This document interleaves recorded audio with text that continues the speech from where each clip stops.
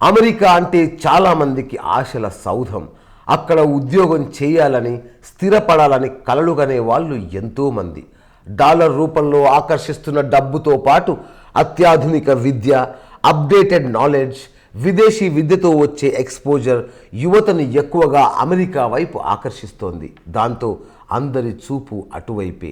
ఈ నేపథ్యంలో అమెరికాలో 2 లక్షల మందికి పైగా భారతీయ విద్యార్థులు ఉన్నత విద్యను అభ్యసిస్తున్నట్లు తాజా నివేదిక ఒకటి వెల్లడించింది.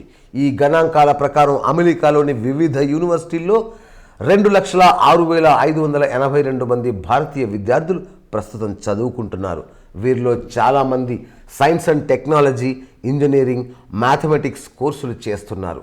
నవంబర్ 2016 నాటికి 8,697 మంది విద్యా సంస్థల్లో మొత్తం 1.23 మిలియన్ల మంది విదేశీ విద్యార్థులు అమెరికాలో చదువుకుంటున్నారు. ఈ విషయంలో 3,78,986 మందితో చైనా అగ్రస్థానంలో ఉంది. గతేడాదితో పోలిస్తే 5.2% పెరుగుదల కనిపించింది. ఆ తర్వాతి స్థానంలో భారత్ నిలిచింది.